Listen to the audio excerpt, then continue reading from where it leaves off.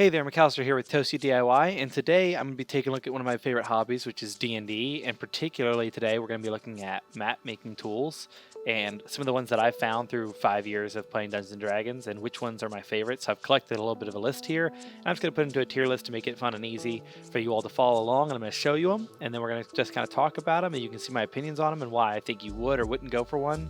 So first up, we're going to start with Donjon. If you don't know what this is, he has every sort of thing under the sun built into here where you can generate names, worlds, all that sort of stuff. But here you see we have a world set up. It'll go ahead and make it for us. And I like these ones for if you're really just wanting to go and create a world just quickly and have something to run for. Maybe you just want a history for a one shot, or you just want something easy to throw together for your first one. And boom, you'll see it here. It's not the prettiest. That's why I'm not a huge fan of the generator, but man, is it not just super in depth as far as you can see all these different places, and it's fun to think through. A dark mode, that's always nice to think through. You know, the Citadel of the Shadow Count, cool name alone, might just use that for a campaign or something like that. So these things are very neat, and I do love just how quickly it's made, and it'd be a great starting point, especially if you wanted to take this maybe into another software and use just this world design because you're not comfortable making, you know, these sorts of archipelagos, things like that.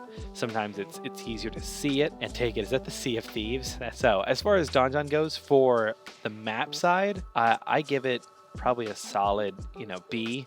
I would never be disappointed to play in that world, but as far as the creation side from a Dungeon Master's perspective, it's not my favorite, but I really like the tool, and he has other tools I would rate S tier, but we're not talking about those today. The next one we'll talk about is Wonderdraft. This is one of my favorites, so it doesn't have a ton on it here. They have their trailer here, but I currently have my world map made in Wonderdraft. It's been the easiest for me to just get into and go. It's very similar to Inkarnate, but it's going to be an actual paid desktop version, and you can buy new icons and whatnot. So it's really, if you're looking between map making softwares, you're likely looking at either Inkarnate or Wonderdraft. My personal opinion is Wonderdraft. It's a one-time purchase, and I've really enjoyed it. I like their packs, and I've purchased all of them. That way I can really vary up my world, because I'm not good at designing that stuff. I'm not the best map maker in general, but I do enjoy the process. So for me, Wonderdraft is ideal. I would put it at A tier. I still think there's something that's above it, but as far as that, Inkarnate, its competitors here, you can see super nice tools. Same, it's pretty much a online version of Wonderdraft. So if you're looking at Wonderdraft and that, I personally think if you can get into Inkarnate and you like it, I would do that. It's free, and it's on the browser, so you never have to worry about, can I load it up, can I see it? I love the stamps tools, all that. You can see how they work. And I think got a nicer web page and everything for it. So if you need to find any sort of tools in this, people are out there making them for it. So it's awesome. I really like Inkarnate. I've used both. Currently my map is made in Wonderdraft, so that's what I use. So I would go ahead and drop still an A tier Inkarnate.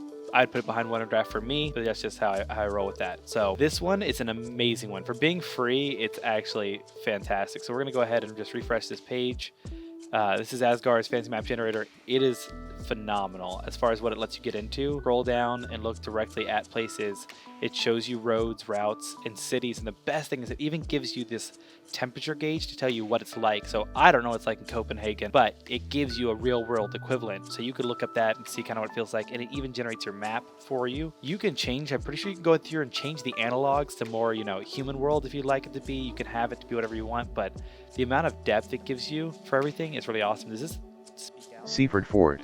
It even gives you how to pronounce it. That's pretty awesome. I didn't know it did that, but it's awesome. I know there's even things where I think it can give you quests and dungeons. See here, new map styles. You can roll through and do light, cool. You can change the way it does the layers. So I think right now your river states, all that. We could do zone. Now there's a zone over here. We can see what it is. So as far as it goes, I think for a beginner, this is the upgraded version of Donjons. I love this one. I like to come here and just piddle around until I find cool names like Falmerbury.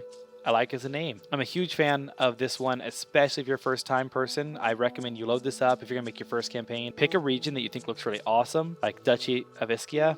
Very cool name. Zoom in and just take an area, and this would be awesome. You can make an entire campaign just in this little section right here, and that would be really easy for you to keep track of. And when you're ready, and you like it, if you do, you can zoom out and start to build out the entire duchy. And then you can build out this one region until you want to do the whole world. And then your players and you are all on this own homebrew world and continent, and it could be really cool. So I personally rate this in S tier for being free. It's phenomenal. Absolutely fantastic. I think you can even get it to do history and more features than what I showed, but it's not as plug and play as Inkarnate and Wonderdraft as far as creating, But as far as just tools go, it's awesome. I think next is pen and paper. This is making your own map. This is the best way to do it, in my opinion, because I think everyone likes to hold what they made. You can always print it out, but if you're not very artistic, I think it's just, there's unrivaled potential in having no software.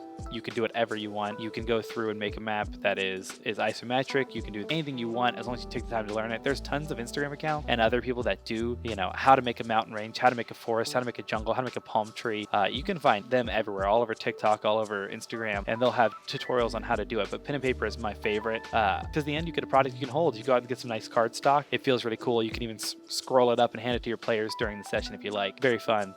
The next one we're going through is going to be, I believe that's Worldspin, or that's not Worldspin, that is Fantasy Map Maker, Let's do Worldspinner. Worldspinner, as far as it goes, kind of more old style. They have a ton of different options you can do. I'm not the biggest fan. They're not super well upkept in my opinion, so I'd say C. You can still do it. I'm sure if you get into it. I know they're trying to make like a portrait generator. Pretty cool, but for map making, it's not my favorite. But it is pretty close. I might say, yeah, for me it's a C. RPG editor, map editor, I put this one on there thinking it might be one that I've not heard of. I went to look at it. It's very much a dungeon designing one. I think that's the difference between a world generator and a dungeon designer. So for me, for map editors, it's a D. The last one here is ProFantasy software. Just in general, specifically their campaign cartographer. I've used their campaign cartographer before. It's not my favorite, very much like Wonderdraft, but a lot more complex. So if you look at it as kind of really in-depth version, if you want to get down to the nitty-gritty, I think you're going to have more of an open source experience. I don't know. For me, it was quite difficult. I've thought about going back to it and trying to get into it, but it's very, very open-ended, and Wonderdraft has a lot more simple tools, like, you know, a water depth thing where you can run along the edge and set a roughness, and it looks like natural erosion. On this one, I don't know what kind of tools they have for that, but last time I did it, I think I used 2. I was not having a good time with it. I was not doing very well for the amount of time it took me, but that's just my personal opinion. You could have a different one. I'll go ahead and give it a C because I do like that. I'll put it above Worldspinner. I think that you could do more with it if you learn the tool. Other than that, that's my personal opinion on map makers. You go ahead and look through, judge this. I put this up on tier list so you can look at it if you like, or make your own. I'd be interested to see what y'all think. But otherwise, I thank you all for watching. If you want to see any more tier list content, I thought about doing things for dungeon painters, like dungeon makers and things like that, from isometric to normal. We could talk about character classes and subclasses. I like D&D. We can just talk about it. If you have any questions, leave it below, and I'll make that my next video. Thank you. Bye.